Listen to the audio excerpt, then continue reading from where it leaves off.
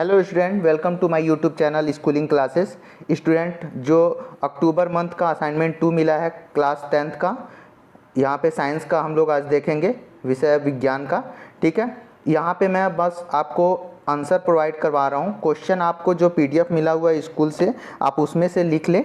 ठीक है, यहाँ पे मैं आंसर, सभी क्वेश्चंस के आंसर दे रहा हूँ और बताऊँगा कि वो आंसर कैसे लिखें। ठीक है, तो यहाँ पे देखिए पहला क्वेश्चन क्या बोल रहा है। मेंडलीव की आवर्त सारणी और मोसले की आधुनिक आवर्त सारणी में तत्वों की व्यवस्था की तुलना कीजिए।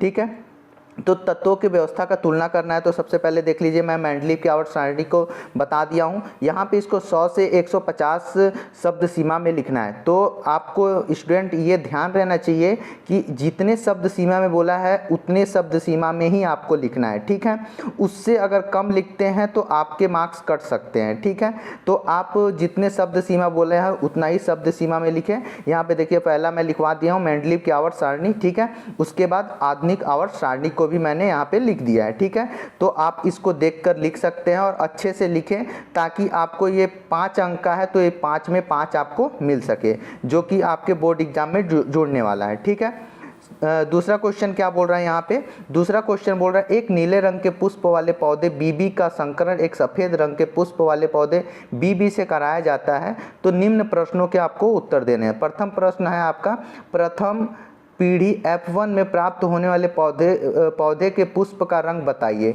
ठीक है, तो प्रश्न क्रमांक 2 का उत्तर यहाँ पे हम लोग पहला देखेंगे। प्रथम पीढ़ी F1 में प्राप्त होने वाले पौधे के पुष्प का रंग नीले रंग का होता है। और कैसे नीले रंग का होता है मैं यहाँ पे डायग्राम के साथ आपको एक्सप्लेन कर दिया हूँ। ठीक है, यहाँ पे जो भी डायग्राम है आप उसको बना लेंगे, क्योंकि इस क्वेश्चन में डायग्राम मस्ट है। ठीक है, डायग्राम आपको बनाना ही चाहिए। ठीक है, तभी आपको इसमें जो भी नंबर है, इसका शब्द सीमा 75 से 100 है और 4 नंबर का ये है, तो 4 नंबर तभी आपको मिलेंगे।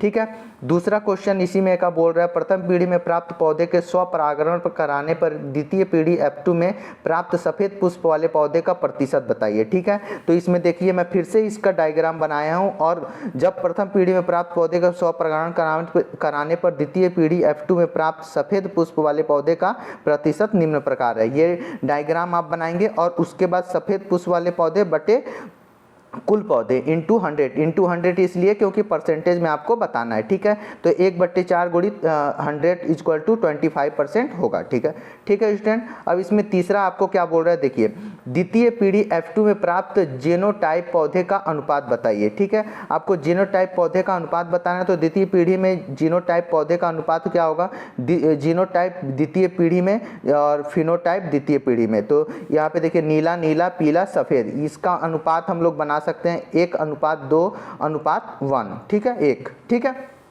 अब देखते हैं तीसरा क्वेश्चन। तीसरा क्वेश्चन में क्या बोल रहा है कि नाइट्रोजन परमाणु क्रमांक 7 तथा फास्फोरस परमाणु क्रमांक 15 आधुनिक आवर्त सारणी के समूह 15 के तत्व हैं। ठीक है, तो इसमें क्वेश्चन पहला क्या बोल रहा है, दोनों तत्वों का इलेक्ट्रॉनिक विन्यास लिखिए। ठीक है, तो यहाँ पे जो नाइट्रोजन उसका परमाणु क्रमांक 7 होता है तो KLm में रख लेंगे। ठीक है, 7 है तो पहले K में हम लोग 2 ही, K के कोष में 2 ही हम लोग इलेक्ट्रॉन डाल सकते हैं, तो K में 2 और L में 5, और अगर और ज़्यादा रहता तो उसको M में रखते। ठीक है, तो हम लोग L में ज़्यादा से ज़्यादा 8 रख सकते हैं, उससे ज़्यादा तो रख नहीं सकते। अब यहाँ पे देखेंगे फास्फोरस का। ठीक है, इसमें आपको क्या बोल रहा है कि P15 इसका परमाणु क्रमांक 15 हो गया, तो 15 K में अपन 2 रखेंगे क्योंकि 2 ही रख सकते हैं, उससे ज़्यादा रख नहीं सकते।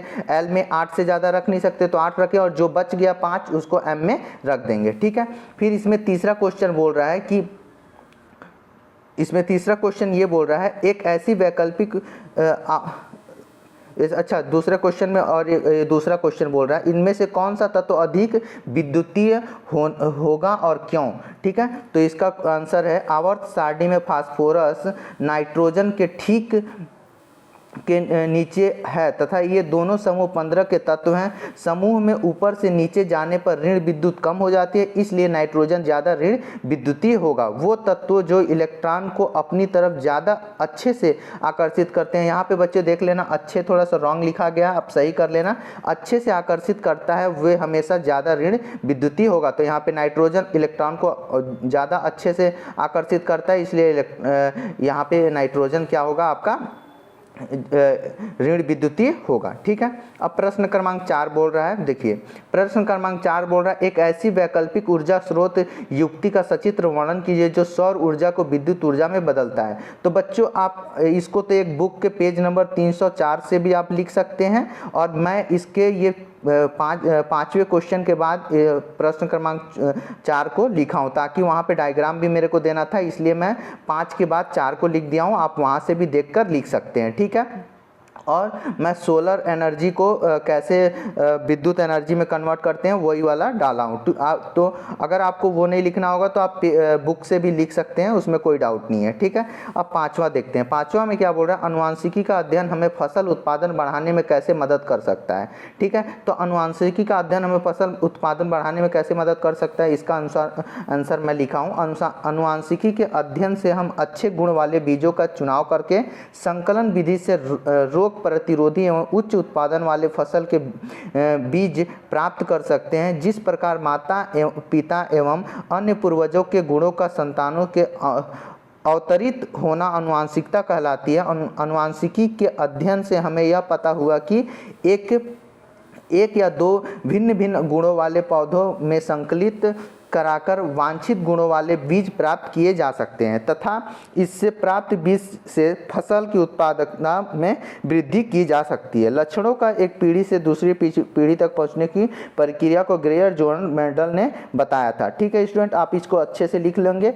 ठीक है, अब मैं ये जो प्रश्न क्रमांक 4 का उत्तर है वो प्रश्न क्रमांक 5 के बाद है, तो मैं अभी आपको दिखा रहा हूँ। ठीक है, ये डायरेक्ट आपका आंसर है। सौर पैनल सिलिकॉन से बने होते हैं और सौर ऊर्जा को विद्युत ऊर्जा में परिवर्तित करते हैं। ऐसे सरल चरण हैं जिसमें सौर सेल और ऊर्जा को विद्युत ऊर्जा में परिवर्तन करते हैं, इन पर नीचे चर्चा की गई है। ठीक है, मैं यहाँ देखिए यहाँ पे लिख के आपको दिखा रहा हूँ। देखिए यहाँ से आपको पूरा लिखना है, कैसे उस चार्जिंग करता है, क्या क्या उसमें अप्लाई होता है, कहाँ बैटरी लगता है, क्या लगता है, कौन कंट्रोल करता है, कैसे सौर ऊर्जा को विद्युत ऊर्जा में कन्वर्ट करता है, ये आपके साथ मैं यहाँ पे लिख दे रहा हूँ। ठीक है, आप उसके देख लेंगे। ठीक है, आप अच्छे से इसको लिख लेंगे, ये पूरा है। ठीक है, उसमें कितना वोल्ट आता है, कितना एसी होता है, कितना डीसी होता है, सभी इसमें लिखा हुआ है। और स्टूडेंट ये आपका क्या है, डायग्राम है, ये देखिए ये आपका डायग्राम है। इस डायग्राम को आप चाहें तो बना सकते हैं। ठीक है, इस डायग्राम को आप बना लेंगे, अच्छे से बना लेंगे। ठीक है, ये डायग्राम देखिए सोलर एनर्जी को ये विद्युत एनर्जी में कन्वर्ट कर रहा है। ठीक है, इस डायग्राम को आप अच्छे से बना लेंगे। ठीक, ये देखिए मैं और इसको कर दे रहा हूँ छोटा, ताकि आपको अच्छे से दिख सके। ठीक है स्टूडेंट, और मेरे इस चैनल को लाइक करें, शेयर करें, सब्सक्राइब करें। और सभी सब्जेक्ट के मैं असाइनमेंट अपलोड कर चुका हूं, आप वहां से जाकर देख के लिख सकते हैं। ठीक है स्टूडेंट, मैं सभी सब्जेक्ट का असाइनमेंट अपलोड कर चुका हूं। ठीक है, ओके, थैंक यू।